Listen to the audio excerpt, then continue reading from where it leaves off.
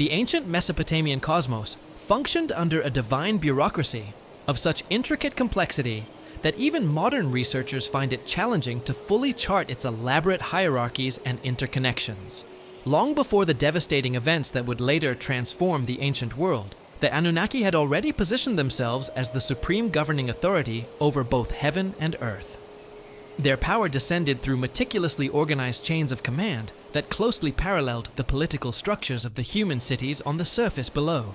The Sumerian king list, that extraordinary document preserved on numerous tablets and originating as far back as the 3rd millennium BC, offers our earliest comprehensive record of divine rule.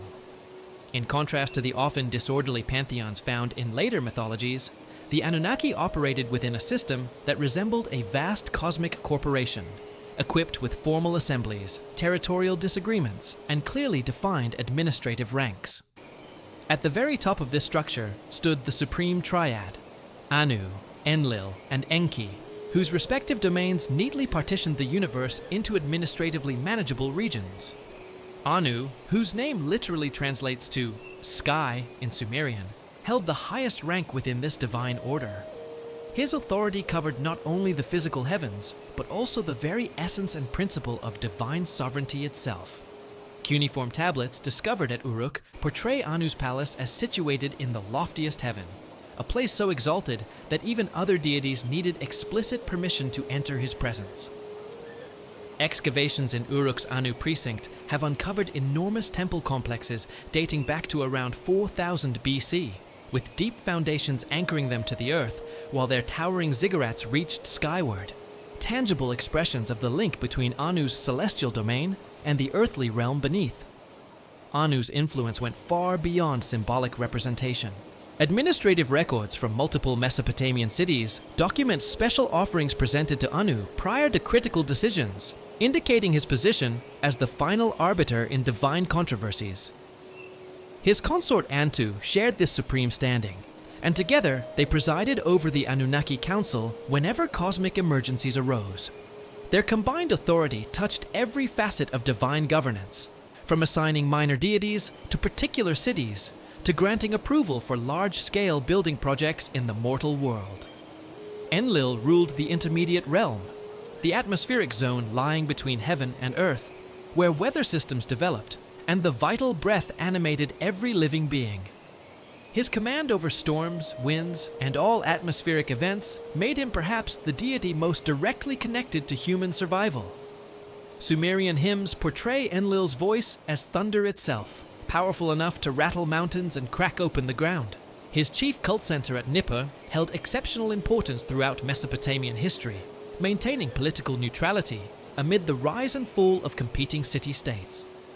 Enlil's responsibilities reached well beyond controlling the weather. He acted as the chief executive of the Divine Council, carrying out decisions issued by Anu and overseeing the routine operations of cosmic administration. Tablets unearthed at Nippur describe elaborate ceremonies during which Enlil received detailed reports from subordinate gods tasked with managing specific regions or natural processes. His great temple, the Ekor, served as a divine court where conflicts among gods were resolved and the destinies of earthly kingdoms were determined. Enlil's relationship with humanity was notably complicated. Although he had taken part in fashioning humans to serve as laborers for the gods, he also displayed considerable irritation with human clamor and disorder. This underlying friction later led him to support extreme measures against human overpopulation, paving the way for the catastrophic events that brought the Antediluvian era to its close.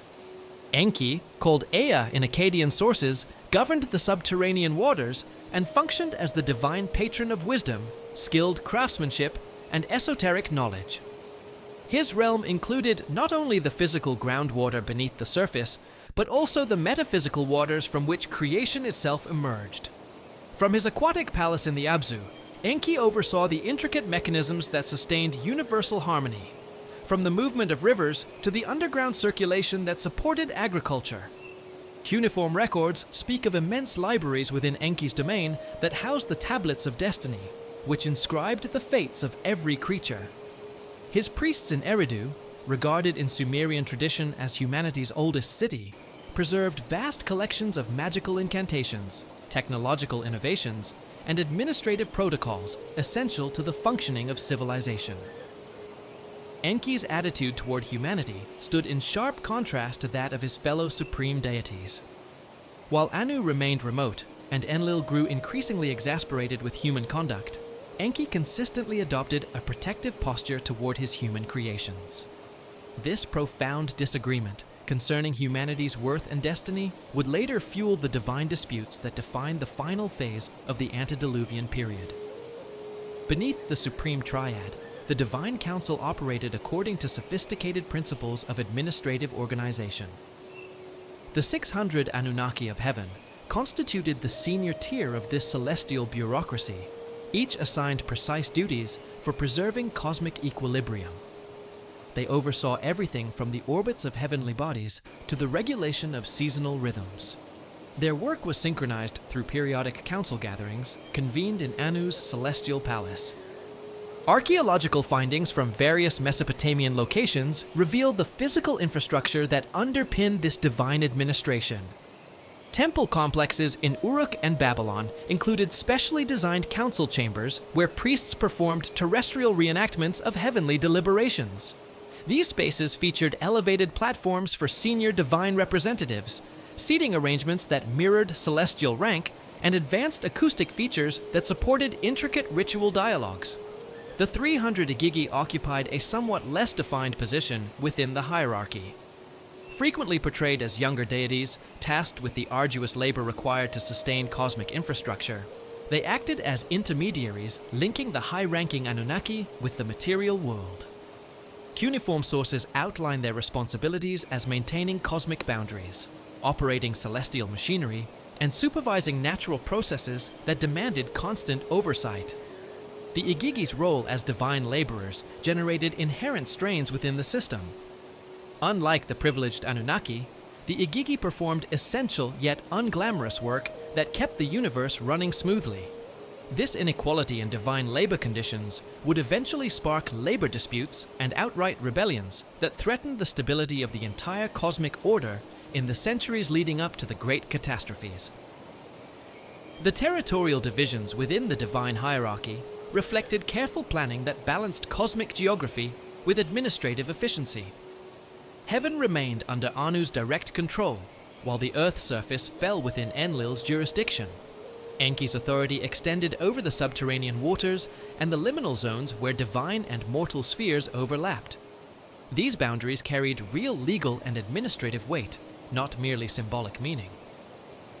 The Enuma Elish supplies our most comprehensive description of how this cosmic order was originally instituted. The epic recounts a universe born from conflict, in which the younger gods, led by Marduk, confronted and ultimately overcame the primordial chaos embodied by Tiamat and her chaotic progeny. Marduk's triumph over Tiamat accomplished far more than establishing his personal supremacy. It laid the foundational framework within which all future divine administration would function. The fashioning of the world from Tiamat's body created the physical basis for divine governance. Her skull formed the vault of heaven, providing Anu with his celestial residence. Her body became the land, granting Enlil control over the atmosphere. Her blood turned into the waters that Enki would govern. This grand cosmic recycling transformed chaotic primordial elements into orderly administrative districts, each with defined borders and designated purposes. Marduk's allocation of divine responsibilities after his victory demonstrates a remarkably advanced grasp of organizational management. Rather than imposing his authority solely through force, he negotiated with the existing divine hierarchy, integrating their traditional functions into his restructured cosmic order, while securing his position as the ultimate sovereign. The 50 names of Marduk, enumerated in the Enuma Elish, represent far more than honorific titles. Each corresponds to specific administrative roles that he either assumed directly or delegated to subordinate deities.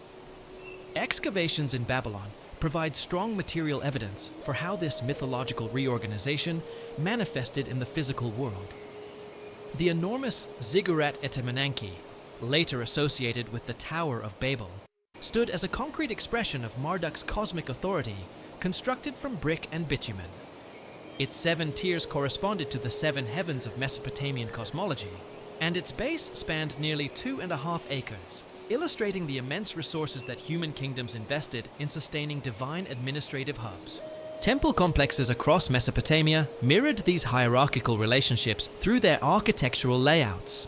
The ziggurat dedicated to the moon, god Nana, featured graduated levels that echoed celestial ranks.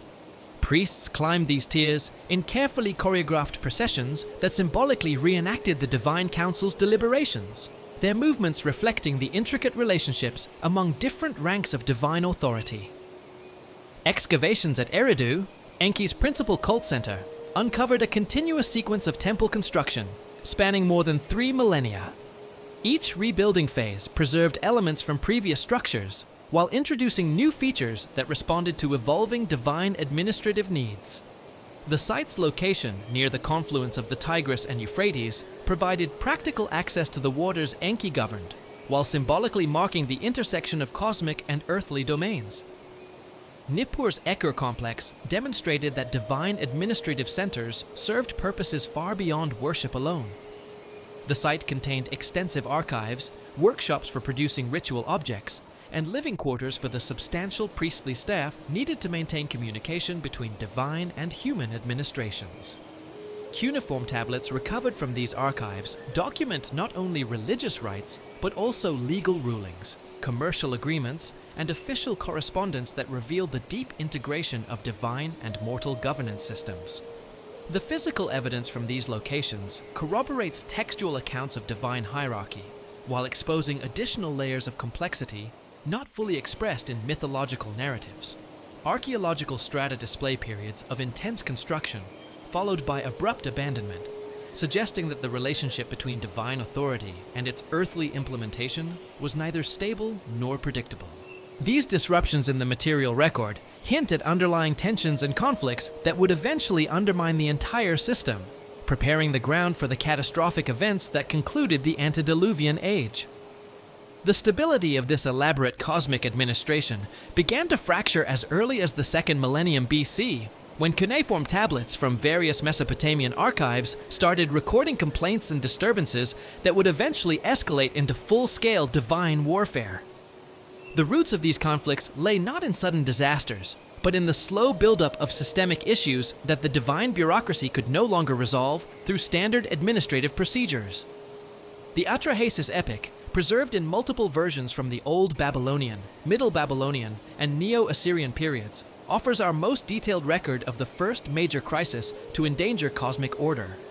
The narrative describes a rebellion among the Igigi that began not with dramatic confrontation, but with what modern labor organizers would recognize as an organized work stoppage. According to the epic's chronology, these younger gods had labored for 3,600 years, maintaining the infrastructure of creation itself, digging riverbeds, clearing channels, and performing the endless maintenance tasks required to keep the cosmic machinery operational. The Igigi's grievances went beyond physical fatigue. Cuneiform tablets from Sippar and Babylon preserve fragments of what appear to be divine work assignments that specify the duties allocated to different groups of Igigi. These documents reveal a system of cosmic labor that demanded constant vigilance and exhausting effort. The younger gods were responsible for upholding the boundaries between the primordial waters and the ordered world, a task that required not only physical toil, but also the continuous expenditure of divine energy to hold chaos at bay. Archaeological findings from temple complexes at Nippur and Babylon indicate that these mythological labor assignments mirrored actual ritual practices carried out by human priests and temple personnel. Elaborate ceremonies involved regular cleaning and upkeep of water channels, perpetual tending of sacred fires, and repetitive rituals intended to preserve cosmic stability.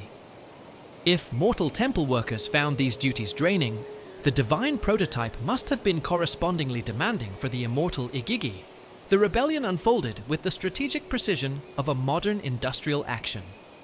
Instead of simply deserting their posts, the Igigi coordinated their resistance, assembling at Enlil's temple complex in Nippur to present their grievances directly to the divine leadership.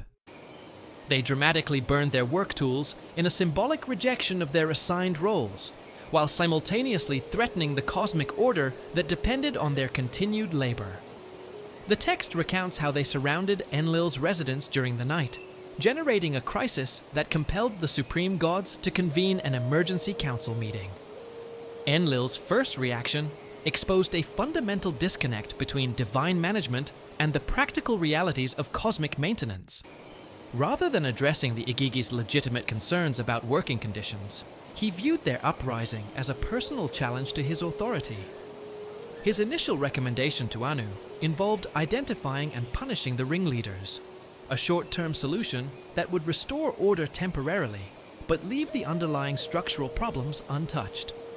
Enki's intervention during this crisis showcased both his wisdom and his markedly different approach to conflict resolution. Instead of advocating punishment, he proposed creating an entirely new class of workers, capable of assuming the Igigi's burdens, while allowing the younger gods to take on more suitable positions within the divine hierarchy. This solution necessitated the creation of humanity, beings intelligent enough to perform complex tasks, yet mortal enough that their eventual replacement would not destabilize the cosmic order. The creation of humanity, as described in the Atrahasis epic, involved sophisticated biotechnological processes that combined divine essence with earthly substances. Enki and the birth goddess Nintu blended clay with the blood of a slain god, Wei-Ilu, whose sacrifice supplied the divine spark required for human consciousness. The procedure required 7 male and 7 female birth goddesses working in coordinated teams, suggesting a carefully controlled process that produced the first humans in managed batches. Although this resolution addressed the immediate labor shortage caused by the Igigi revolt, it soon generated new difficulties. Humanity proved exceptionally prolific, reproducing far beyond the numbers originally anticipated by their divine creators. Within 1,200 years, according to the Atrahasis timeline, human populations had expanded to levels that introduced entirely new categories of administrative challenges for the divine bureaucracy. The territorial consequences of humanity's rapid growth became evident as different human groups established settlements throughout Mesopotamia and beyond.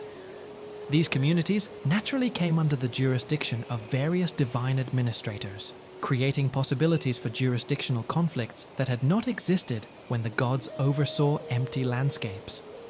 Enlil's domain included the atmospheric phenomena that influenced human agriculture, while Enki's control over water resources made him indispensable to human survival. This division of critical resources built inherent tensions between the two deities' spheres of influence. Cuneiform tablets from numerous Mesopotamian cities preserve what appear to be competing claims of divine patronage over the same human communities. Archives contain records that describe both Enlil and Enki as the protective deity of a given city, with similar overlapping claims documented in texts from Eridu, Nippur, and Babylon. These conflicting jurisdictions created practical difficulties for human administrators who needed to determine which divine authority held precedence in particular situations. The rivalry between Enlil's and Enki's factions extended beyond territorial disagreements to encompass fundamental philosophical differences regarding humanity's appropriate place within the cosmic order. Enlil's administration regarded humans primarily as laborers, whose principal value lay in maintaining divine infrastructure and supplying offerings to sustain divine activities. This viewpoint stressed human obedience, ritual accuracy, and productive output as the main criteria for assessing human worth. Enki's perspective, shaped by his role as humanity's creator and his deeper insight into human nature, differed significantly. Rather than seeing humans merely as advanced instruments, he acknowledged their capacity for independent thought, technological creativity, and cultural development. His priests in Eridu maintained extensive libraries of human knowledge, promoted technological progress, and preserved cultural accomplishments that held no direct relevance to divine service. These philosophical divergences translated into ongoing policy disputes that generated persistent friction within the divine administration. When human cities sought divine guidance on major decisions, they frequently received contradictory advice from representatives of competing divine factions. Archaeological findings from various Mesopotamian sites reveal periods during which cities simultaneously supported temple complexes dedicated to rival deities, suggesting that human communities attempted to maintain relationships with multiple divine patrons as a form of strategic hedging. The noise problem mentioned repeatedly in Mesopotamian texts represented far more than simple divine annoyance with human activity levels. The Sumerian term rigmu, usually translated as noise or clamor, encompassed a wider notion of disorder and disruption that endangered cosmic stability. As human populations increased and their activities grew more intricate, they produced escalating levels of what the gods perceived as chaotic interference with the natural order. This divine anxiety about human noise reflected deeper concerns regarding humanity's increasing autonomy from direct divine supervision. Early human communities had functioned under close divine oversight, with gods regularly providing explicit guidance for important decisions and intervening directly in human affairs. As populations expanded and dispersed across larger territories, sustaining this degree of oversight became progressively more difficult for the divine administration. Human technological progress further intensified divine apprehension about growing independence. Excavations at sites such as Tel Es Sawan and Chogamami reveal rapid advances in metallurgy, agriculture, and urban planning during periods that align with mythological accounts of divine displeasure. These innovations enabled human communities to address problems independently, rather than relying on divine assistance, thereby diminishing the gods' practical necessity for human survival. The multiplication of human religious practices also contributed to the noise problem. As communities developed localized variations of divine worship, they generated competing interpretations of divine will that complicated the administration's ability to enforce uniform policies. Cuneiform tablets from various locations record disputes among different priestly schools concerning correct ritual procedures, acceptable offerings, and proper interpretations of divine messages. Divination texts from the Old Babylonian period preserve extensive collections of omens and prophetic warnings that indicate mounting cosmic instability during the centuries leading up to the great catastrophes. These records, compiled by professional diviners who served both divine and human administrations, document unusual natural phenomena, troubling dreams, and anomalous ritual outcomes that signaled growing divine dissatisfaction with existing conditions. Liver divination, the most prestigious form of Mesopotamian prophecy, required expert practitioners to interpret the condition and markings of sacrificial animal livers as mirrors of cosmic states. Tablets from Mari, Babylon, and Assur preserve hundreds of these divination reports, many of which record increasingly alarming signs during the periods immediately preceding the documented catastrophes. The liver of a sacrificial sheep might display unusual discoloration, unexpected markings, or structural anomalies that trained diviners interpreted as harbingers of impending divine judgment. Astronomical omens constituted another important category of prophetic warning that pointed to cosmic imbalance.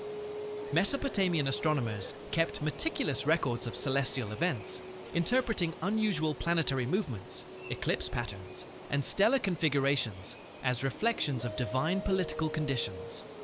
Tablets from the library of Ashurbanipal preserve large collections of these astronomical omens, many of which describe celestial phenomena as portents of divine warfare and cosmic restructuring. Dream interpretation texts record yet another channel of prophetic warning that reached directly into human consciousness. Unlike liver divination or astronomical observation, which demanded specialized training and equipment, prophetic dreams could occur to anyone and provided immediate access to divine communications.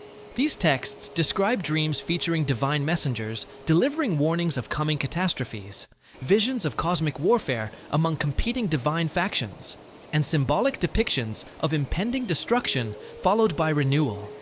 The accumulation of these warning signs generated an atmosphere of anticipation and unease that influenced both divine and human communities.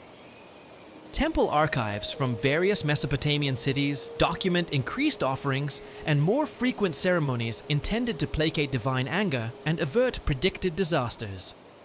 human rulers commissioned elaborate construction projects designed to demonstrate devotion to particular deities, while simultaneously cultivating diplomatic ties with competing divine factions to ensure survival regardless of which side prevailed in the impending conflicts. The divine administration's inability to resolve these escalating tensions through conventional bureaucratic mechanisms created the conditions for the catastrophic events that would ultimately reshape the ancient world.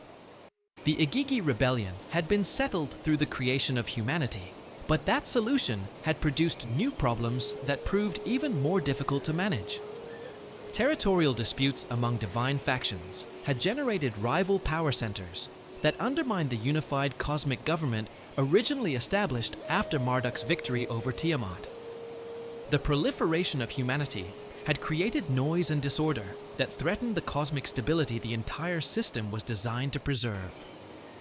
As these divine tensions approach their breaking point, ancient texts begin describing weapons and destructive forces that challenge modern assumptions about the conceptual limits of Bronze Age civilizations. The cuneiform tablets that preserve these accounts speak of armaments operating on cosmic scales, devices capable of reshaping landscapes and annihilating entire cities, with effects that bear unsettling similarities to phenomena associated with advanced technology. The Enuma Elish provides our earliest systematic inventory of divine weaponry, portraying Marduk's arsenal in terms that imply a sophisticated understanding of both natural forces and artificially enhanced versions of those forces. Marduk's net, woven from the four winds and strengthened with cosmic threads, served not merely as a restraining tool, but as an instrument capable of containing and redirecting primordial chaos itself. The text explains how this net could expand to encompass entire regions of space while retaining the structural integrity needed to hold beings of Tiamat's colossal power. Archaeological investigations at Babylon have uncovered foundation deposits containing miniature bronze nets that appear to represent terrestrial versions of Marduk's cosmic weapon. These artifacts, found beneath the Asagala temple complex, display intricate geometric patterns that correspond to mathematical principles not formally recorded in Mesopotamian mathematical texts until centuries later. Metallurgical analysis of these objects reveals alloy compositions that required smelting temperatures higher than those typically achievable in Bronze Age furnaces, suggesting either lost advanced techniques or symbolic representations of technologies beyond contemporary human capabilities. The winds that Marduk commanded represented far more than ordinary atmospheric phenomena. The Enuma Elish describes 4 primary winds corresponding to the cardinal directions, each possessing distinct properties and tactical applications. The south wind carried the capacity to blind enemies with dust and debris, while the north wind delivered freezing temperatures capable of immobilizing opposing forces. The east wind had penetrating qualities that enabled it to breach fortifications and defensive barriers, while the west wind bore corrosive properties that could dissolve both physical structures and magical protections. Cuneiform tablets from Ashur preserve technical descriptions of wind-calling rituals that suggest these divine weapons had earthly counterparts accessible to human practitioners. The texts detail specific incantations, ritual implements, and ceremonial procedures required to summon localized versions of divine wind weapons. Archaeological evidence from various Mesopotamian battlefields shows unusual patterns of erosion and structural damage that align with the effects described in these ritual texts, raising questions about whether ancient practitioners possessed methods for weaponizing natural phenomena that surpassed conventional military capabilities. The Tablet of Destinies occupied a unique position within the divine arsenal, functioning simultaneously as a weapon, a communication device, and an instrument of cosmic administration. Mesopotamian texts describe this object as containing the fundamental codes that governed reality itself, making its possession equivalent to control over the basic laws of physics and metaphysics. Whoever controlled the tablet could rewrite the rules that determined how the universe functioned, rendering it perhaps the most dangerous weapon in the divine armory. Physical descriptions of the Tablet of Destinies suggest a device far more advanced than ordinary clay or stone tablets used for conventional record-keeping. Texts portray it as self-illuminating, capable of displaying information that changed in response to cosmic conditions, and able to project its contents across vast distances for communication with distant locations. The tablet's surface reportedly displayed moving images depicting current events throughout the universe, while its reverse side contained control mechanisms that allowed the user to influence those same events. The repeated theft of the Tablet of Destinies by various divine rebels constitutes a recurring motif in Mesopotamian literature, suggesting that control over this device remained contested throughout the Antediluvian period. The Anzu myth recounts how the lion-headed eagle Anzu seized the tablet from Enlil's throne room, instantly acquiring powers that endangered the stability of the entire cosmic order. The subsequent war to recover the tablet demanded the combined efforts of multiple divine factions and resulted in widespread destruction that impacted both celestial and terrestrial realms.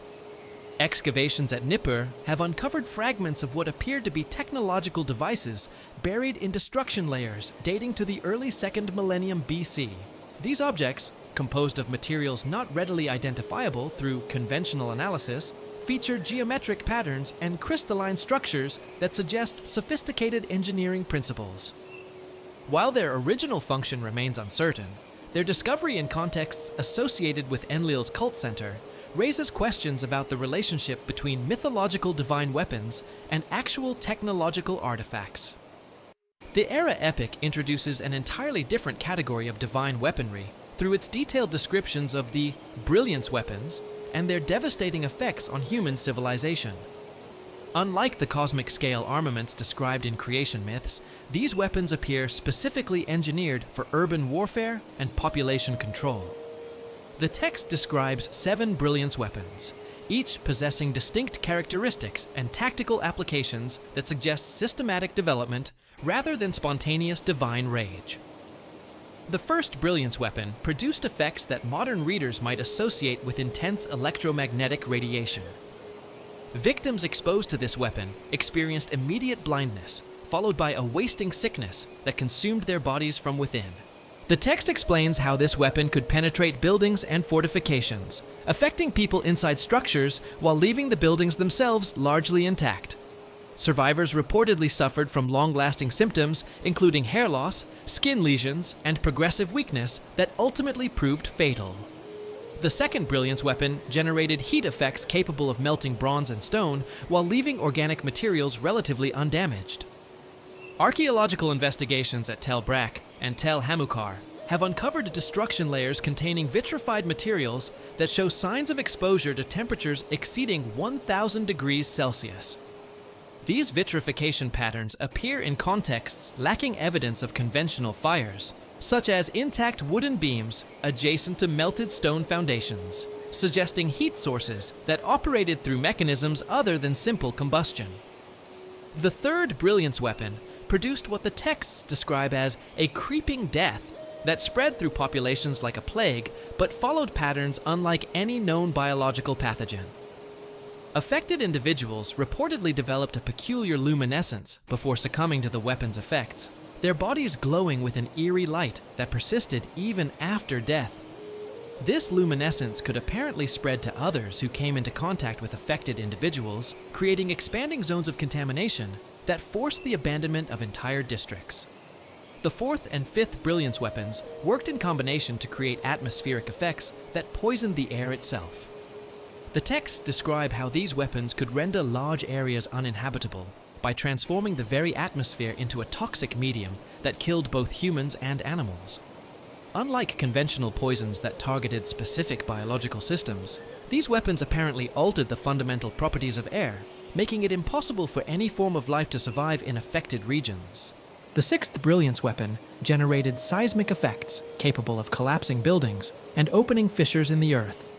However, unlike natural earthquakes that produce random patterns of destruction, this weapon apparently allowed for precise targeting of specific structures while leaving adjacent buildings intact.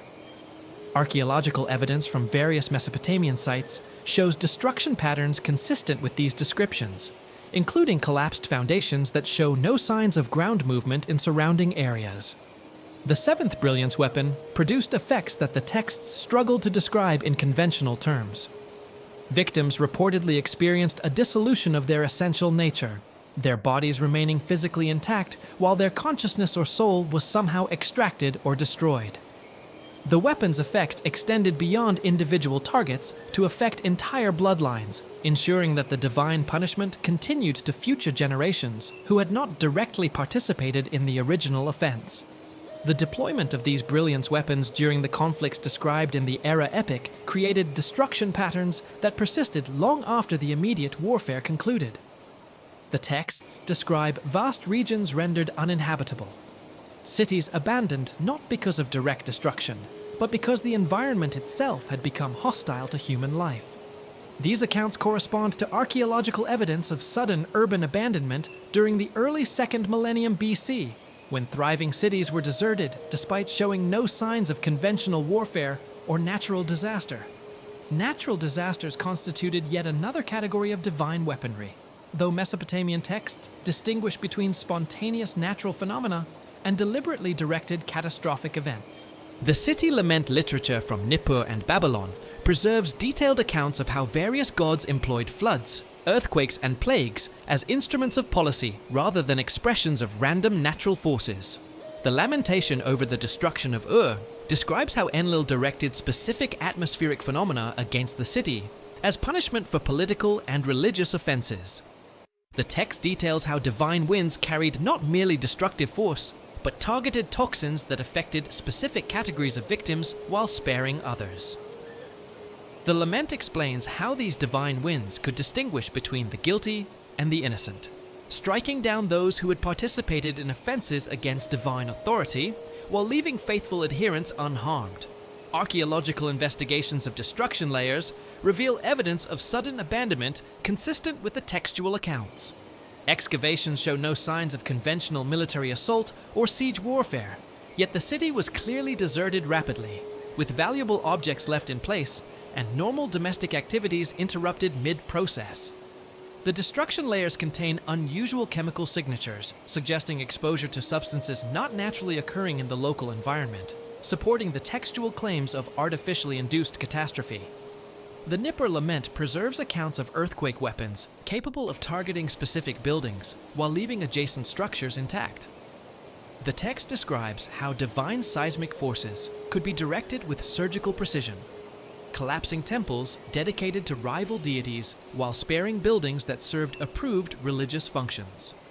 This selective destruction required understanding of structural engineering principles and seismic wave propagation that exceeded the technical knowledge available to contemporary human architects.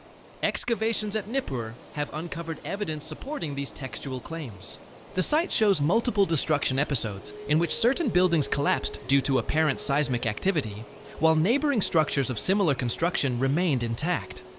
Geological surveys of the area show no evidence of natural fault lines or seismic activity sufficient to explain these destruction patterns, suggesting that the forces responsible operated through mechanisms other than conventional tectonic movement. The plague weapons described in various lament texts function differently from natural disease outbreaks in their targeting patterns and transmission mechanisms. The Babylon lament describes how divine plagues could affect specific social classes or occupational groups while sparing others who lived in identical conditions and maintained similar lifestyles. These targeted plagues apparently operated through mechanisms that recognized social and political affiliations rather than simple biological vulnerability. Medical papyri from contemporary Egyptian sources describe unusual disease outbreaks that affected Mesopotamian refugees fleeing these divine conflicts. The symptoms recorded in these medical texts correspond to the effects of the divine plague weapons, including rapid onset of multiple organ failure, distinctive skin lesions following geometric patterns, and neurological effects suggesting damage to specific brain regions rather than generalized infection. The vitrified ruins discovered at various Mesopotamian sites present perhaps the most compelling physical evidence for the advanced nature of divine weaponry. These locations show signs of exposure to intense heat that transformed clay bricks into glass-like substances, while leaving organic materials in adjacent areas relatively undamaged. The heat patterns suggest point sources of extreme temperature rather than the diffuse heating associated with conventional fires. Telbrak provides the most extensively studied example of these vitrification phenomena. The The site's destruction layer contains clay bricks transformed into a glass-like substance through exposure to temperatures exceeding 1,500 degrees Celsius. However, wooden beams embedded in these same walls show only superficial charring, suggesting that the heat source operated through mechanisms that affected different materials selectively, rather than through simple thermal radiation. Similar vitrification patterns appear at sites throughout Mesopotamia and the broader ancient Near East, creating a geographic distribution that corresponds to the territories described in divine warfare accounts. The consistency of these destruction patterns across multiple sites separated by considerable distances suggests coordinated deployment of similar technologies rather than isolated incidents of unusual natural phenomena. The timing of these destruction events, as determined through radiocarbon dating and ceramic analysis, corresponds to the chronological frameworks preserved in Mesopotamian historical texts. The archaeological evidence supports the textual claims that these catastrophic events occurred during specific historical periods, rather than being scattered across centuries of gradual decline. The convergence of these catastrophic divine weapons reached its climax in the flood narrative that dominates Mesopotamian literature across multiple cultures and centuries. Unlike the targeted destructions that characterized earlier divine conflicts, the Great Deluge represented a fundamental strategic shift by the cosmic administration, a decision to implement what modern terminology might describe as a complete system reset. Rather than continuing attempts at population management and territorial control, the Atrahasis epic provides our most comprehensive account of the divine deliberations that preceded this ultimate catastrophe. The text reveals that the flood decision emerged not from sudden divine anger, but from prolonged bureaucratic discussions that extended over considerable time. The Divine Council convened multiple sessions to address what they termed the human problem, with different factions proposing solutions ranging from selective population reduction to complete species extinction. Enlil's position within these deliberations reflected his long-standing frustration with humanity's growing independence and noise production. His administrative reports to the council documented specific instances of human defiance against divine authority, including the construction of unauthorized settlements, the development of technologies without divine approval, and the practice of religious innovations that deviated from approved ceremonial protocols. These infractions, though individually minor, had accumulated into what Enlil characterized as systematic rebellion against cosmic order. The gods' proposal for total human extinction represented more than simple punishment for accumulated offenses. Enlil argued that humanity's rapid technological advancement and population growth had created an existential threat to divine authority itself. His intelligence reports suggested that human communities were developing capabilities that could potentially challenge divine monopolies over advanced technologies and cosmic knowledge. From his administrative perspective, the solution required complete elimination of the threat, rather than continued attempts at containment and control. Enki's opposition to this extreme solution reflected both his role as humanity's creator and his deeper understanding of human potential. His counter-arguments to the council emphasized humanity's value as workers, innovators, and contributors to cosmic stability, rather than mere sources of disorder and noise.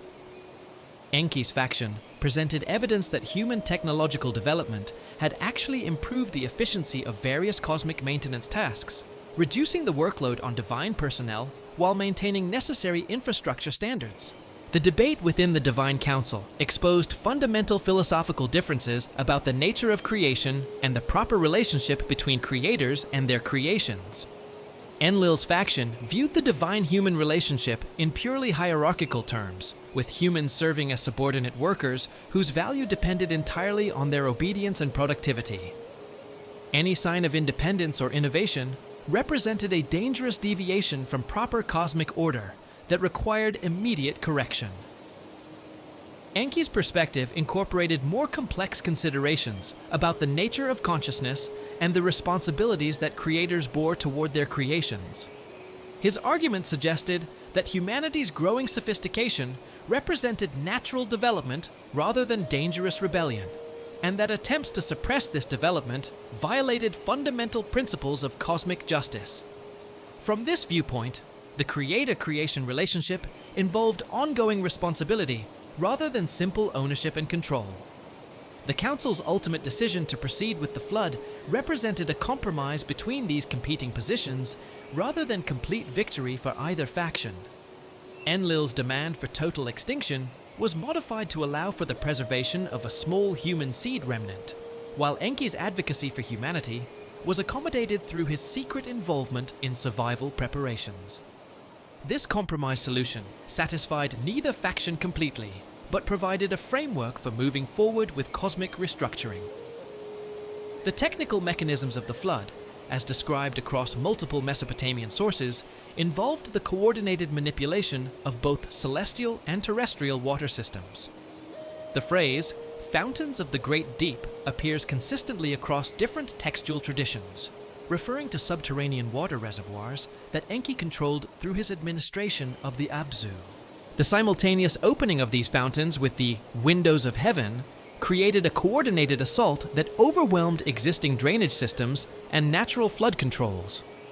Enki's role in this process created the central tension in his character throughout the flood narrative. As the administrator responsible for subterranean waters, he possessed both the technical knowledge and administrative authority necessary to implement the flood mechanism. However, his opposition to the flood's ultimate purpose led him to sabotage his own administrative responsibilities through the secret preservation of human survivors and the knowledge necessary for post-flood civilization.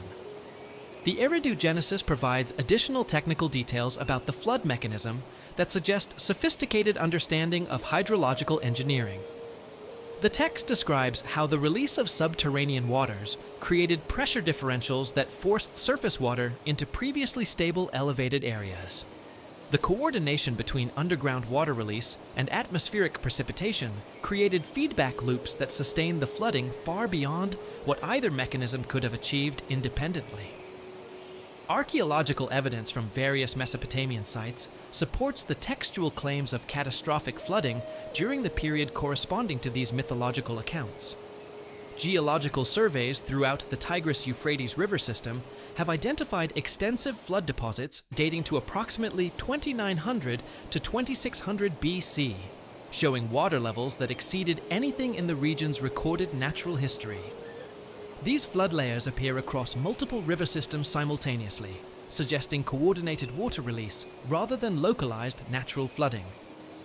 The Sumerian king list's treatment of the flood as a historical watershed provides a crucial chronological framework for understanding these events within actual historical context rather than purely mythological time. The document's division of history into pre-flood and post-flood periods, with dramatically different reign lengths and political structures, suggests that contemporary observers recognize the flood as marking fundamental changes in civilization, rather than a simple natural disaster. The king list's pre-flood section records individual reigns lasting tens of thousands of years, figures that scholars have traditionally interpreted as mythological exaggeration. However, these numbers may represent different chronological systems or measurement units rather than simple fabrication. The consistent mathematical relationships between different reign lengths suggest systematic calculation rather than random invention, indicating that the compilers were working from source materials that used unfamiliar but internally consistent temporal frameworks. The post-flood section of the king list shows dramatically reduced reign lengths and political structures that correspond to historical patterns documented through archaeological evidence. This transition suggests that the flood marked not only demographic catastrophe, but also fundamental changes in political organization, technological capabilities, and cultural continuity. The post-flood world operated according to different principles than the antediluvian civilization that preceded it. Utnapishtim's preservation, as detailed in the Epic of Gilgamesh, involved more than simple survival of the floodwaters. Enki's instructions for ark construction included specifications that suggest advanced understanding of naval architecture, material science, and structural engineering. The vessel's dimensions, as recorded in cuneiform tablets, create ratios that correspond to optimal stability characteristics for large watercraft, indicating design principles that exceeded contemporary shipbuilding capabilities. The loading procedures described in the flood accounts reveal systematic preservation of genetic diversity rather than random animal collection. Utnapishtim received specific instructions about which species to preserve, how many individuals of each species to include, and how to maintain breeding populations during extended confinement. These procedures suggest comprehensive understanding of population genetics and species preservation that paralleled modern conservation biology principles. The preservation of human civilization through Utnapishtim's survival involved more than simple demographic continuity. The texts describe how he carried with him the essential knowledge, technologies, and cultural practices necessary for rebuilding post-flood civilization. This preservation of human intellectual achievements represented Enki's most significant act of defiance against the Divine Council's reset strategy, ensuring that human development could resume from an advanced baseline rather than starting from primitive beginnings. The 7-day duration of the flood's most intense phase corresponds to astronomical cycles that suggest coordination with celestial phenomena rather than arbitrary temporal selection. Mesopotamian astronomical texts record unusual planetary alignments and stellar configurations during periods corresponding to the flood chronology, indicating that the cosmic administration timed the catastrophe to coincide with specific celestial conditions that enhanced the effectiveness of their water manipulation technologies. The flood's aftermath revealed the extent to which the catastrophe had achieved its intended purpose of cosmic restructuring. The silence that Utnapishtim describes upon emerging from the Ark reflected not merely the absence of human voices, but the fundamental alteration of the relationship between divine and mortal realms. The post-flood world operated under different rules, with reduced divine intervention in human affairs and increased human responsibility for maintaining civilization without constant supernatural guidance. The sacrifice that Utnapishtim performed upon leaving the Ark served multiple functions beyond simple thanksgiving for survival. The ritual re-established communication protocols between human and divine administrations, while demonstrating human acceptance of their changed status in the post-flood cosmic order. The gods' positive response to this sacrifice indicated their satisfaction with the new balance of power and their willingness to maintain limited cooperative relationships with the human remnant. The covenant established between the divine administration and post-flood humanity created new frameworks for managing divine-human interactions that avoided the problems that had led to the original catastrophe. These agreements established boundaries on human technological development, population growth, and territorial expansion, while guaranteeing divine protection against future existential threats. The rainbow that sealed this covenant represented visible confirmation of the new cosmic order and divine commitment to maintaining stability within agreed parameters. Archaeological evidence from post-flood Mesopotamian sites reveals dramatic changes in urban planning, architectural styles, and technological applications that support the textual claims of civilizational reset. Early post-flood settlements show sophisticated planning principles and construction techniques that suggest preserved knowledge rather than gradual redevelopment from primitive conditions. However, certain categories of technology that appear in pre-flood contexts disappear entirely from the archaeological record, indicating selective preservation rather than complete continuity. The demographic patterns revealed through archaeological surveys show rapid population recovery in specific regions, while vast areas remained uninhabited for centuries after the flood. This selective reoccupation suggests that post-flood settlement followed planned patterns rather than random expansion, with surviving human communities directed toward territories that had been designated as appropriate for human habitation under the new cosmic administration. The divine covenant that sealed the post-flood world created immediate practical challenges for both surviving humans and the restructured cosmic administration. The Sumerian king list's transition from antediluvian to post-diluvian periods reveals more than simple chronological division. It documents a fundamental reorganization of divine authority that required completely new administrative frameworks for governing the relationship between heaven and earth. Kingship's descent from heaven, following the flood, operated according to radically different principles than the direct divine rule that had characterized the antediluvian period. The Sumerian phrase, Nam Lugal, Anta Edde Abba, literally, when kingship was lowered from heaven, appears consistently across multiple versions of the king list, indicating that this transition represented official divine policy rather than gradual human political evolution. However, this renewed divine delegation of authority came with explicit limitations and oversight mechanisms that had not constrained pre-flood rulers.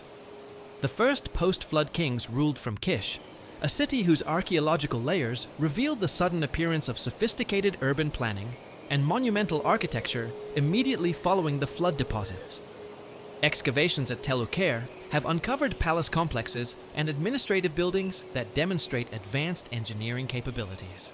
Yet these structures incorporate design elements distinctly different from pre-flood architectural traditions: smaller-scale construction, simpler decorative schemes, and layouts that suggest reduced administrative scope compared to the massive temple complexes that had dominated antediluvian cities.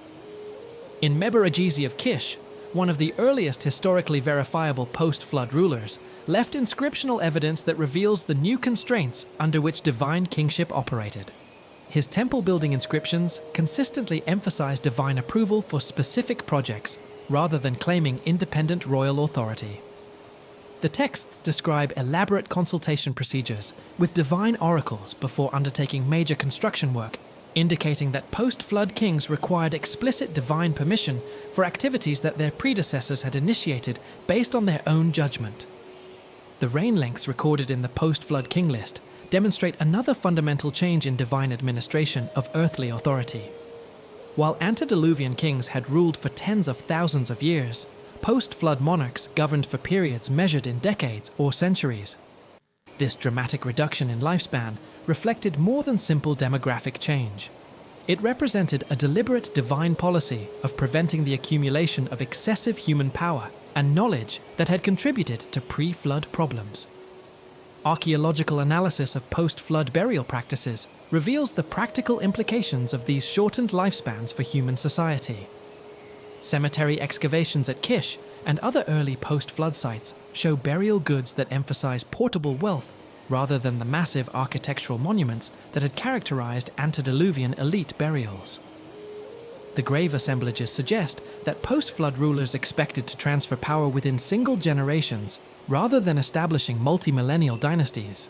The redistribution of divine patronage among post-flood cities created entirely new patterns of religious and political organization throughout Mesopotamia.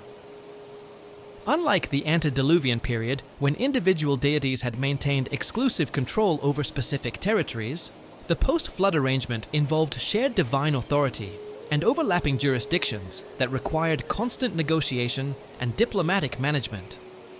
Babylon's emergence as a major religious and political center exemplified these new patterns of divine patronage redistribution.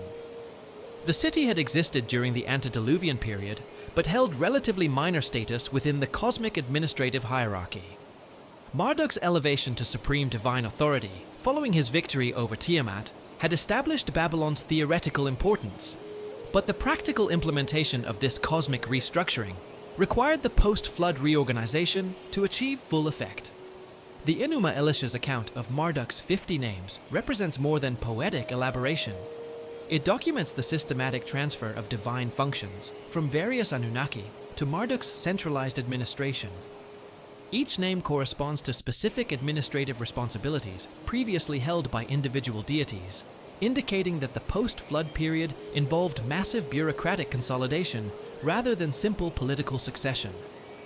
Archaeological evidence from Babylon's temple complex shows rapid expansion during the early post-flood period, with construction projects that required resources and labor coordination far exceeding the city's local population. This centralization of divine authority in Marduk's administration created corresponding changes in human religious practices throughout Mesopotamia. Temple archives from various cities record the introduction of new ceremonial protocols that acknowledge Marduk's supreme authority while maintaining local divine traditions. These hybrid religious systems required priests to master increasingly complex ritual procedures that satisfied both local divine patrons and the overarching Babylonian cosmic administration. The theological implications of Marduk's supremacy extended beyond simple religious reorganization to encompass fundamental changes in how humans understood their relationship with divine authority. Pre-flood religious practices had emphasized direct relationships between human communities and their specific divine patrons, with relatively little concern for broader cosmic hierarchies. Post-flood theology required humans to navigate complex divine bureaucracies, where local gods served as intermediaries within Marduk's centralized system. Cuneiform tablets from Sippar preserve extensive correspondence between local priests and Babylonian religious authorities regarding proper procedures for managing these complex divine relationships. The texts reveal ongoing disputes about ritual precedence, offering allocations, and ceremonial timing that required regular intervention from higher religious authorities.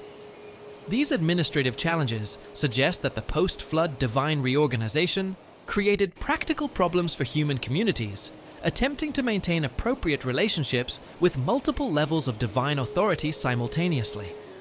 The changes in human divine relationships manifested most clearly in the evolution of temple worship practices throughout the post-flood period. Pre-flood temples had functioned as direct communication centers, where human priests received immediate divine guidance for community decisions. Post-flood temples operated more like embassies, requiring elaborate diplomatic protocols for communicating with divine authorities who maintained greater distance from human affairs. Archaeological excavations at Eridu reveal the physical transformation of temple complexes during the transition from pre-flood to post-flood periods. The earlier temple levels show intimate spaces designed for close interaction between human priests and divine presences, with small chambers containing elaborate ritual equipment for direct divine consultation. The post-flood temple levels feature larger, more formal spaces designed for ceremonial displays, rather than intimate divine communication, indicating that the gods no longer maintained the same level of direct involvement in human affairs. The introduction of intermediary priests and complex ritual hierarchies reflected these changes in divine accessibility. Pre-flood religious practices had allowed relatively direct access to divine guidance through simple ritual procedures that most community members could perform. Post-flood religious systems required specialized priestly training and elaborate ceremonial preparations that created barriers between ordinary humans and divine communication channels. Temple economic records from Ur and Babylon document the increased resources required to maintain these more complex religious systems.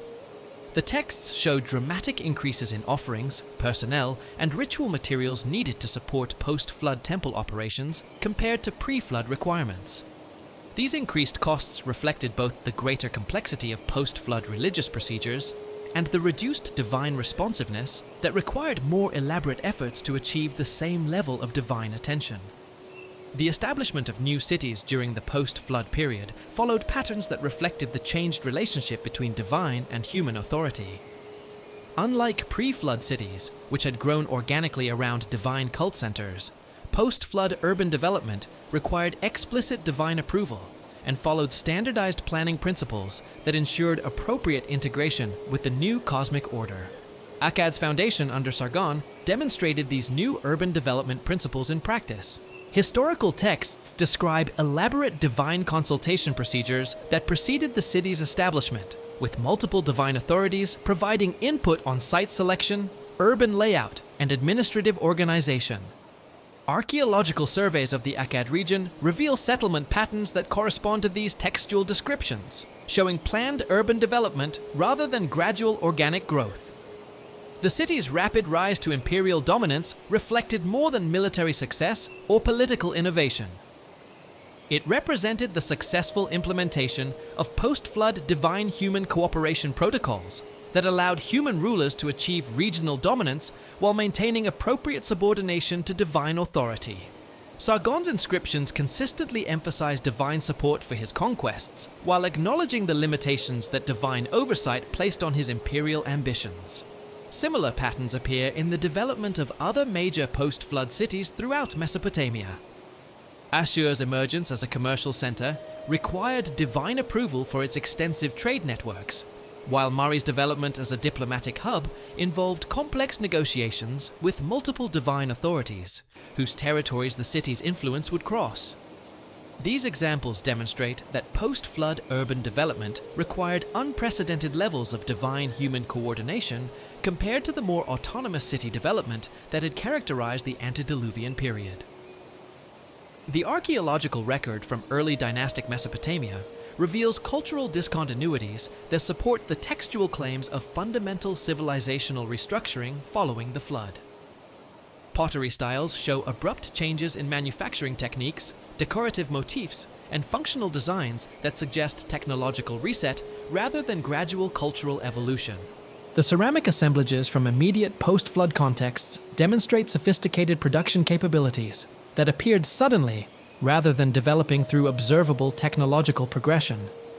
Architectural techniques show similar patterns of discontinuity and renewal. Post-flood construction methods incorporated advanced engineering principles for foundation work, structural support, and water management that exceeded the capabilities demonstrated in pre-flood buildings. However, these techniques appeared fully developed in the earliest post-flood contexts rather than showing gradual improvement through experimental phases, suggesting that the knowledge had been preserved and transmitted by survivors rather than redeveloped through trial and error.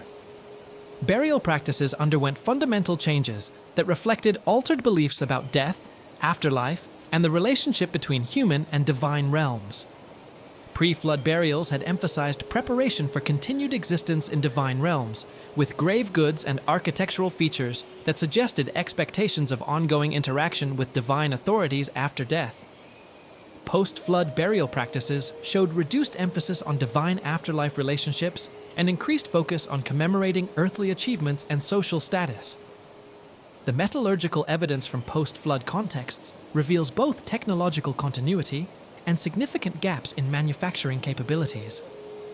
Bronze working techniques showed immediate sophistication that indicated preserved knowledge from pre-flood craftsmen. Yet certain specialized alloys and manufacturing processes that appear in pre-flood contexts completely disappeared from the post-flood archaeological record. This selective technological preservation suggests deliberate choices about which capabilities would be maintained in the restructured civilization. The demographic patterns revealed through settlement archaeology show rapid population recovery in specific regions, while vast areas remained uninhabited for extended periods following the flood.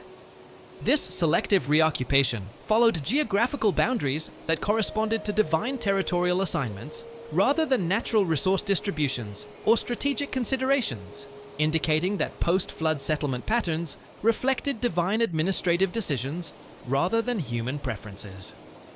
Human lifespan reduction represented one of the most significant changes in post-flood human conditions, with implications that extended far beyond simple demographic statistics. The gradual decrease in human lifespans, documented in genealogical records from various Mesopotamian sources, reflected deliberate divine policy, designed to prevent the accumulation of excessive human knowledge and power that had characterized the Antediluvian period. This lifespan reduction affected human society's ability to maintain technological and cultural continuity across generations. Pre-flood humans had lived long enough to accumulate vast personal knowledge and experience, creating individuals who could serve as living libraries of technical and cultural information. Post-flood humans required institutional mechanisms for preserving and transmitting knowledge across much shorter individual lifespans, leading to the development of formal educational systems and professional specialization that had been unnecessary during the Antediluvian period. The increased divine distance that characterized post-flood human-divine relationships created practical challenges for communities that had previously relied on direct divine guidance for major decisions. Post-flood humans needed to develop independent decision-making capabilities and institutional structures that could function effectively with reduced divine intervention, leading to the emergence of more sophisticated human political and social organizations. The reduced divine intervention that characterized the post-flood world left behind a puzzling archaeological signature that challenges conventional interpretations of ancient technological capabilities. At sites across the ancient Near East, excavations have uncovered evidence of sophisticated engineering and manufacturing techniques that appear suddenly in the archaeological record without the gradual development phases typically associated with technological innovation. These anomalous finds suggest either the preservation of advanced pre-flood knowledge or contact with technological traditions that exceeded contemporary human capabilities. The Indus Valley civilization presents perhaps the most striking example of this technological discontinuity. At Harappa and Mohenjo-daro, archaeological investigations have revealed urban planning and infrastructure systems that demonstrate understanding of hydraulic engineering, material science, and organizational management far exceeding what contemporary Bronze Age societies achieved elsewhere. The cities feature standardized brick dimensions with mathematical ratios that correspond to advanced geometric principles, drainage systems that required sophisticated understanding of water flow dynamics, and manufacturing facilities that produced goods with precision tolerances comparable to modern industrial standards. The Great Bath at Mohenjo-daro exemplifies these technological anomalies. The structure's waterproofing system employed a bitumen-based sealant applied with techniques that created watertight seals capable of withstanding significant hydrostatic pressure. Chemical analysis of the sealant reveals additive compounds that enhanced its waterproofing properties through methods not documented in any contemporary technical literature.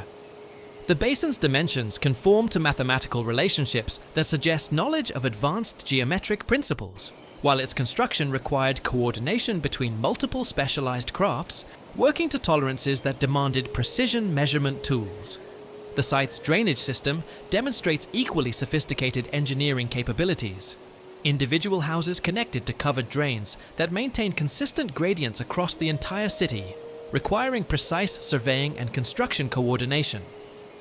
The main drainage channels feature inspection chambers, settling tanks, and flow regulation mechanisms that indicate systematic understanding of hydraulic engineering principles.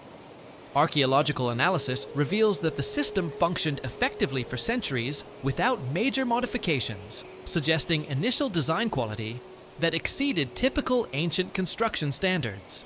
Manufacturing evidence from Harappan sites reveals production techniques that achieve standardization levels comparable to modern industrial processes. Pottery kilns at various sites produced ceramics with uniform wool thicknesses, consistent firing temperatures, and standardized dimensions that required quality control procedures not documented in contemporary manufacturing traditions. Metallurgical workshops produced bronze tools and weapons with alloy compositions that remained consistent across multiple production batches, indicating systematic metallurgical knowledge and quality control procedures. The weights and measure system employed throughout the Indus Valley demonstrates mathematical sophistication that appeared fully developed without observable developmental phases. The standardized weight units follow binary and decimal progressions that suggest advanced mathematical understanding, while linear measurements conform to modular systems that facilitated construction planning and trade calculations. These measurement standards remained consistent across the entire Indus Valley region and persisted for over a millennium without significant variation, indicating institutional mechanisms for maintaining technical standards that exceeded contemporary administrative capabilities. Mesopotamian sites reveal similar patterns of technological sophistication appearing without gradual development.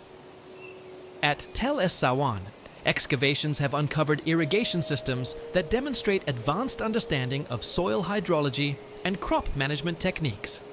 The irrigation channels feature precisely calculated gradients that maintained optimal water flow rates while preventing erosion and salt accumulation.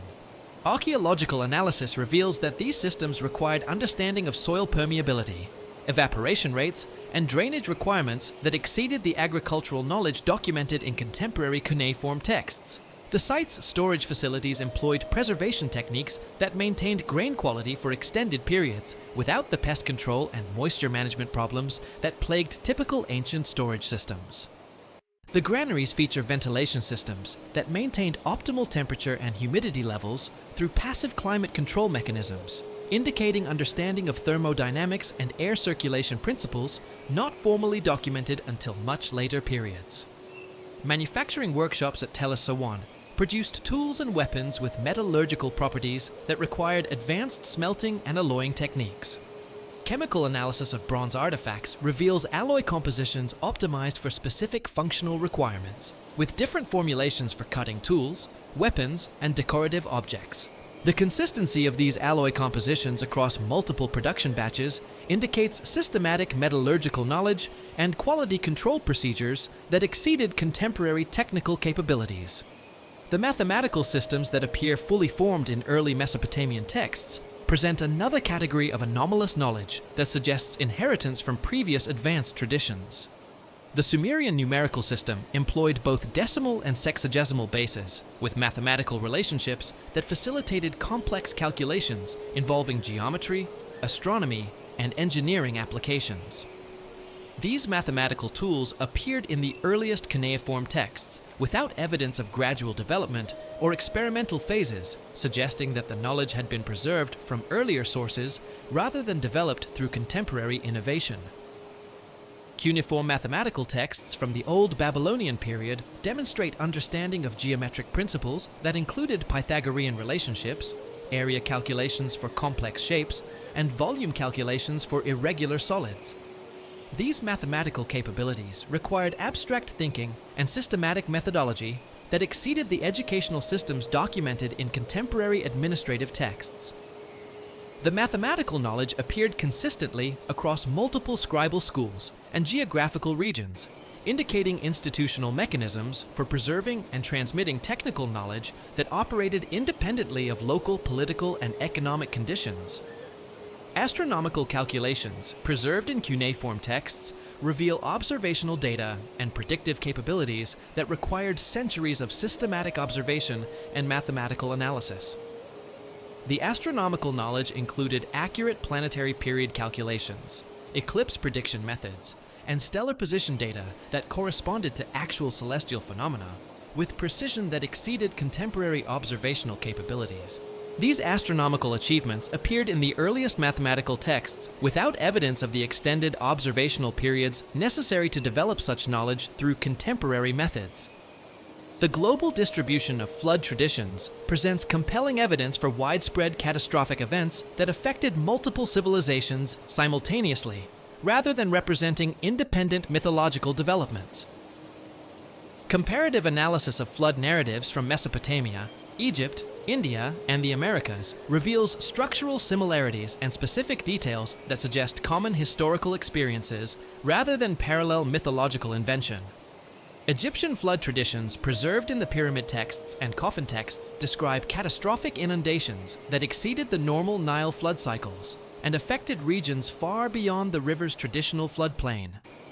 The texts describe divine conflicts that resulted in cosmic waters overwhelming the earth, with survival depending on divine intervention rather than human preparation. These accounts include specific details about water sources, duration, and aftermath that correspond to Mesopotamian flood narratives despite developing within independent cultural and geographical contexts.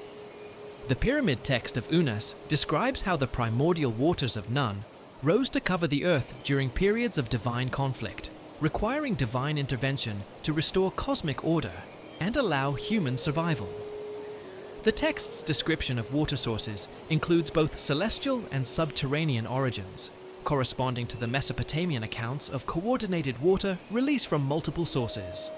The aftermath descriptions emphasize the need to re-establish divine-human relationships and rebuild civilization according to new divine requirements, paralleling the covenant themes that appear in Mesopotamian post-flood narratives. Indian flood traditions preserved in the Matsya Purana and other Vedic sources describe global inundations that resulted from cosmic cycles and divine conflicts rather than local natural disasters. The texts describe how Vishnu's fish avatar preserved human survivors and essential knowledge during catastrophic floods that destroyed previous world ages. These accounts include specific details about ark construction, species preservation, and knowledge transmission that correspond to Mesopotamian narratives despite developing within completely different cultural and linguistic traditions. The Matsya Purana's description of the flood's cosmic scope includes details about water sources, duration, and global extent that match Mesopotamian accounts with remarkable precision.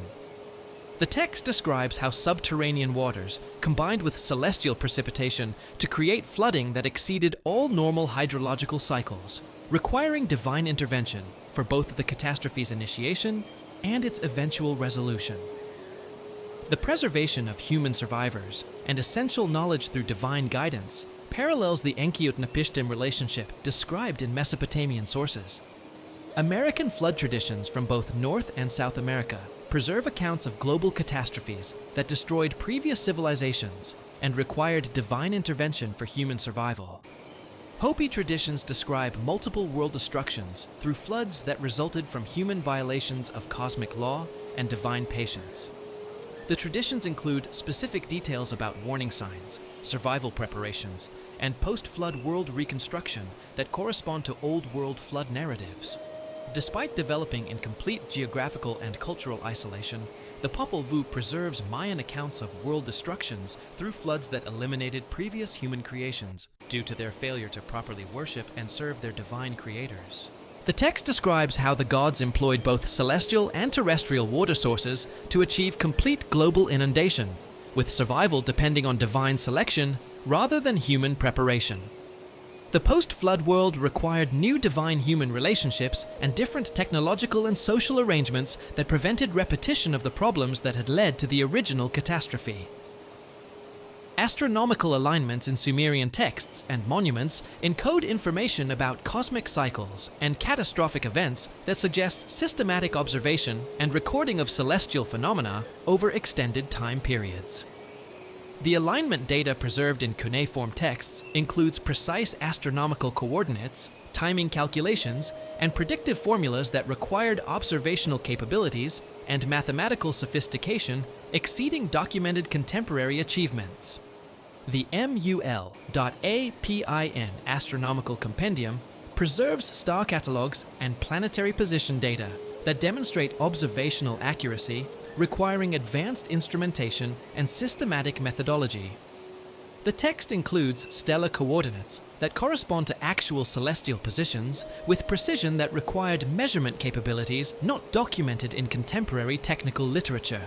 The astronomical data includes observations of stellar proper motion and planetary orbital variations that required centuries of systematic observation to detect and quantify. The compendium's eclipse prediction tables demonstrate mathematical capabilities that required understanding of complex orbital mechanics and statistical analysis methods. The predictions achieved accuracy levels that exceeded contemporary mathematical tools and required computational methods not formally documented until much later periods. The eclipse data includes predictions for both solar and lunar eclipses across multiple decades, indicating systematic astronomical observation and mathematical analysis programs that operated independently of local political and economic disruptions. Ziggurat orientations throughout Mesopotamia demonstrate systematic astronomical alignments that encoded specific celestial information rather than representing arbitrary architectural choices. The structure's orientations correspond to significant astronomical events, including solstices, equinoxes, and planetary conjunctions, that required precise astronomical knowledge and surveying capabilities. The consistency of these alignments across multiple sites and construction periods indicates institutional mechanisms for preserving and applying astronomical knowledge that operated across political and cultural boundaries. The Great Ziggurat demonstrates particularly sophisticated astronomical alignments that encoded multiple categories of celestial information within its architectural design. The structure's corners align with cardinal directions to within fractions of degrees, requiring surveying precision that exceeded documented contemporary capabilities. The building's proportions correspond to mathematical relationships that reflect astronomical periods and celestial coordinate systems, indicating that the architectural design encoded systematic astronomical knowledge rather than representing purely aesthetic or functional considerations. The ziggurat's internal chambers feature orientations that align with specific stellar positions during significant astronomical events, creating viewing angles that facilitated precise astronomical observations. Archaeological analysis reveals that these chambers contained mounting points for observational equipment and storage facilities for astronomical records, indicating that the structure functioned as an astronomical observatory in addition to its religious and administrative functions. Temple complexes at Babylon, Nippur, and other major Mesopotamian cities demonstrate similar astronomical alignments that encoded celestial information within their architectural designs. These alignments remained consistent across multiple construction phases and architectural modifications, indicating that astronomical considerations took precedence over purely functional or aesthetic architectural requirements. The precision of these alignments required surveying and construction capabilities that exceeded contemporary technical documentation, while serving observational and ceremonial functions that integrated astronomical knowledge with religious and administrative activities. The astronomical knowledge encoded in these architectural alignments includes information about long-term celestial cycles that required observational programs spanning centuries or millennia. The encoded data includes precession calculations, planetary period relationships, and stellar position changes that could not have been observed within single human lifespans using documented contemporary methods.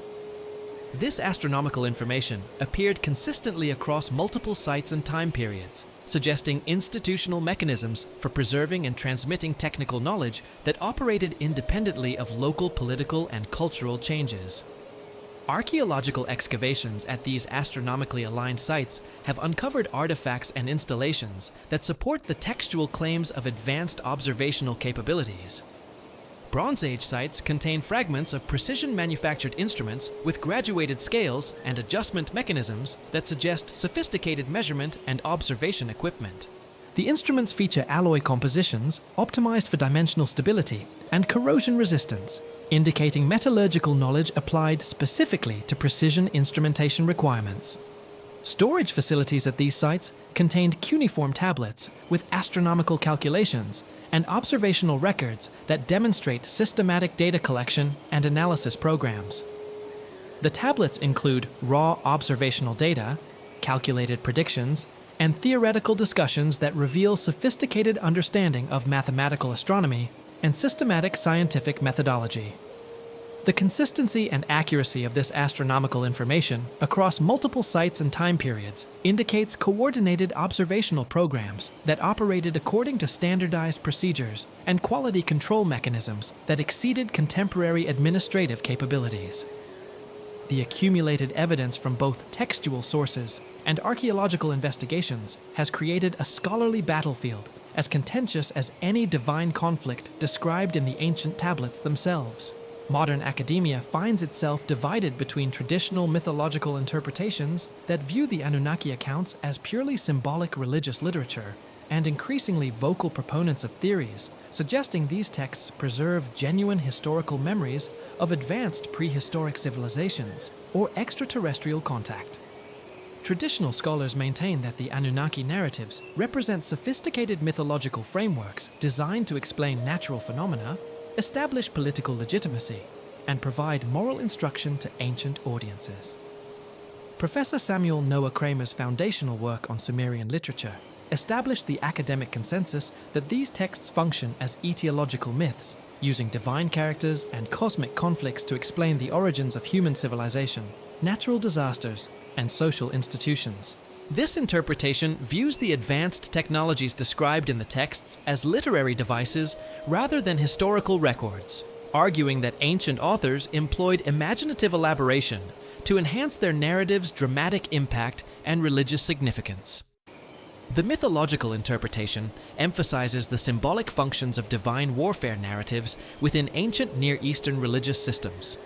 Scholars like Thorkild Jacobsen and Jeremy Black have demonstrated how these stories serve to legitimize royal authority by connecting earthly rulers with divine mandates, while simultaneously providing explanatory frameworks for understanding natural disasters, political upheavals, and cultural changes. The flood narrative, from this perspective, represents a universal human response to traumatic environmental events rather than historical documentation of specific catastrophic occurrences. Archaeological evidence supporting traditional interpretations includes the gradual development of Mesopotamian civilization revealed through systematic excavation. Sites like Tel Essaouan and Chogamami show clear technological progression from simple farming communities to complex urban centers, with innovations in metallurgy, architecture, and administration developing through observable stages rather than appearing suddenly, as the ancient astronaut hypothesis would suggest. The sophisticated urban planning at Harappa and Mohenjo-Daro, while impressive, falls within the range of human achievement documented at other Bronze Age sites worldwide. However, alternative researchers have identified specific anomalies in both textual and archaeological evidence that challenge purely mythological interpretations. Zecharia Sitchin's controversial translations of Sumerian texts proposed that the Anunnaki were extraterrestrial beings who genetically modified early humans and possessed advanced technologies that ancient scribes accurately recorded rather than imaginatively invented. While Sitchin's specific linguistic interpretations have been widely criticized by Assyriologists, his work has drawn attention to genuinely puzzling aspects of Mesopotamian literature that resist easy mythological explanation. The precision of astronomical data preserved in cuneiform texts presents particular challenges for traditional interpretations. The MUL.APIN compendium contained stellar coordinates and planetary calculations that required observational accuracy and mathematical sophistication, exceeding documented Bronze Age capabilities. The eclipse prediction tables achieve accuracy levels that demanded understanding of complex orbital mechanics, while the encoded astronomical information in ziggurat alignments suggests systematic observational programs spanning centuries. These achievements appear fully formed in the earliest texts, rather than showing gradual development through experimental phases. Contemporary scholars like Michael Heiser have attempted to bridge these interpretive gaps by proposing that ancient texts preserve accurate memories of advanced human civilizations that possessed sophisticated technologies within purely terrestrial contexts. This approach acknowledges the genuine anomalies in ancient technical achievements while avoiding extraterrestrial explanations, suggesting instead that human technological development followed non-linear patterns, with periods of advancement followed by catastrophic loss and gradual recovery. The global distribution of flood narratives presents compelling evidence that transcends simple mythological parallelism. Comparative analysis revealed structural similarities and specific details across cultures that developed in complete geographical and temporal isolation. The Mesopotamian, Egyptian, Indian, and American flood traditions share precise technical details about water sources, duration, survival methods, and post-catastrophe reconstruction that suggest common historical experiences rather than independent mythological invention. Archaeological support for catastrophic flooding during the periods corresponding to textual chronologies has emerged from multiple independent investigations. Geological surveys throughout the Tigris-Euphrates system have identified extensive flood deposits dating to approximately 2900 to 2600 BC that exceed anything in the region's natural hydrological history. Similar catastrophic flood evidence appears in archaeological contexts across the ancient world, from the Black Sea Deluge documented by marine archaeology to the massive flood deposits identified in the Indus Valley and other Bronze Age civilization centers. The influence of Mesopotamian divine warfare narratives on later religious traditions provides another avenue for understanding their historical significance. Biblical accounts of divine conflicts, particularly the Nephilim narratives in Genesis and the war in heaven described in Revelation, preserve structural elements and specific details that correspond closely to earlier Mesopotamian sources. The Book of Enoch, while rejected from the biblical canon, contains extensive elaborations of divine rebellion themes that draw directly from Mesopotamian precedents, while adding details that suggest access to additional source materials. Gnostic texts discovered at Nag Hammadi reveal sophisticated theological systems that incorporate Mesopotamian divine warfare themes within Christian frameworks. The Apocryphon of John describes cosmic conflicts between divine factions that parallel Anunnaki power struggles, while texts like the Hypostasis of the Archons present detailed accounts of divine rebellion and human creation that preserve elements absent from canonical biblical sources. These Gnostic elaborations suggest that early Christian communities had access to extensive traditions about divine conflicts that extended beyond the simplified accounts preserved in Orthodox religious literature. Mystery school teachings throughout the ancient Mediterranean world incorporated Mesopotamian divine warfare themes within their initiatory systems.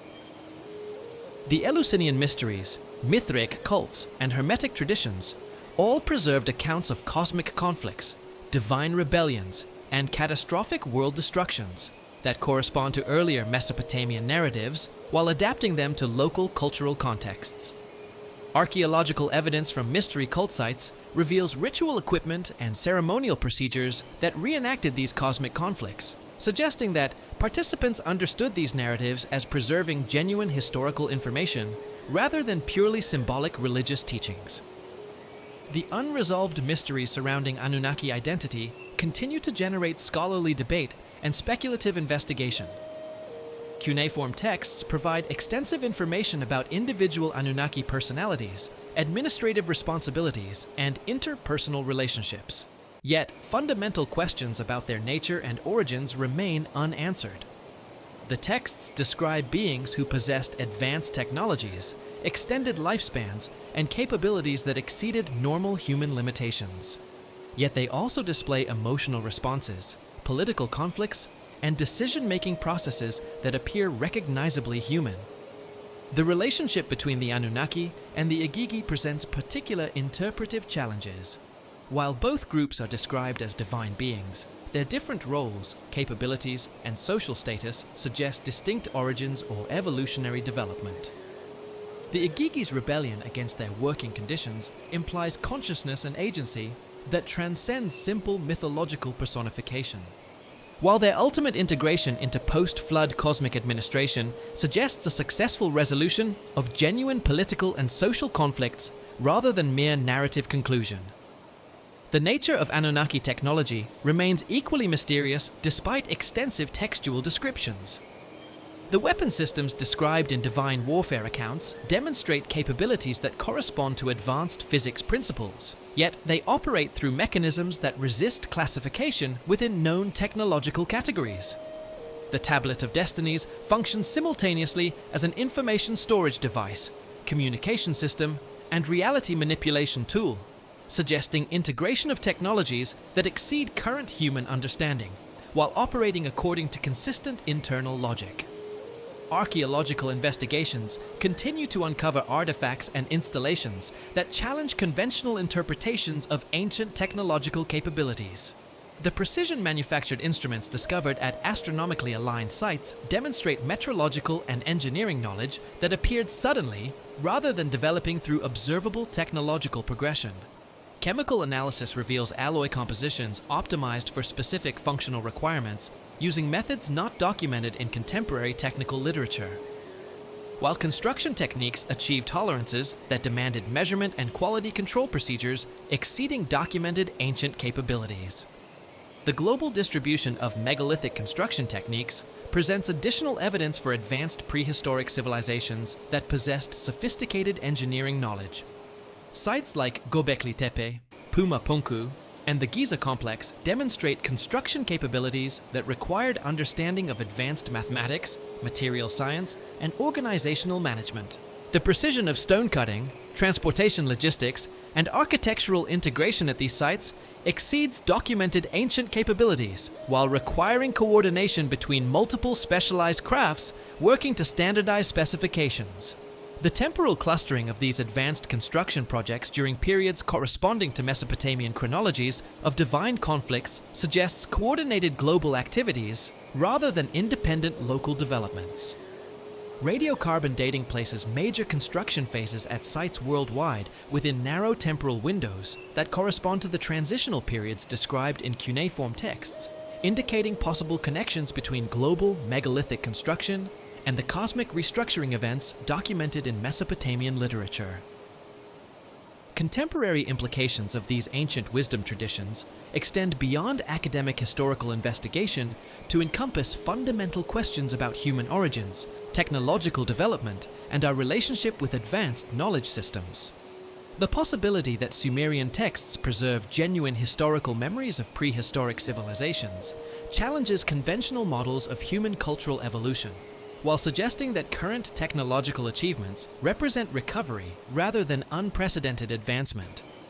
The systematic preservation of technical knowledge through religious and mythological frameworks implies sophisticated understanding of information storage and transmission across extended time periods. Ancient institutions developed methods for encoding complex technical data within narrative structures that ensured preservation through cultural disruptions, while remaining accessible to qualified interpreters. These preservation methods suggest that ancient scholars understood the cyclical nature of civilizational development and deliberately created systems for transmitting essential knowledge across catastrophic transitions. The integration of astronomical, mathematical, and engineering knowledge within religious frameworks indicates that ancient wisdom traditions recognize connections between cosmic cycles, technological capabilities, and human consciousness that modern science is only beginning to explore. The encoded information in temple alignments, ritual procedures, and mythological narratives suggests systematic understanding of relationships between celestial phenomena, terrestrial events, and human development that transcends simple religious symbolism. The cosmic catastrophe scenarios described in Mesopotamian texts correspond to contemporary scientific understanding of potential global threats, including asteroid impacts, supervolcanic eruptions, and climate change events that could disrupt modern civilization. The detailed accounts of post-catastrophe reconstruction provide frameworks for understanding how advanced civilizations might preserve essential knowledge and maintain technological capabilities through periods of global disruption. As we stand at our own technological threshold, facing global challenges that echo the cosmic crises described in ancient texts, the Mesopotamian accounts of divine conflicts and catastrophic transitions offer both warnings and guidance. Whether these narratives preserve memories of actual historical events, encode sophisticated philosophical teachings, or represent imaginative elaborations of universal human experiences, they continue to provide frameworks for understanding the complex relationships between technological advancement, cosmic forces, and human consciousness. The War of the Gods that ended an age may represent more than ancient mythology or historical documentation. It may constitute a template for understanding the cyclical nature of civilizational development, the challenges inherent in managing advanced technologies, and the eternal questions that arise when conscious beings attempt to comprehend their place within cosmic order. The Sumerian legacy reminds us that the pursuit of knowledge and power carries both creative and destructive potential, and that wisdom lies not in avoiding these challenges, but in learning to navigate them with appropriate reverence for forces beyond our complete understanding. The tablets remain, their cuneiform impressions carrying forward the voices of those who witnessed the transformation of their world. Whether gods or humans, mythological figures or historical personalities, the Anunnaki continue to speak across millennia. Their conflicts and resolutions offer insights into the eternal struggles between order and chaos, creation and destruction, divine authority, and conscious rebellion that define the human condition itself.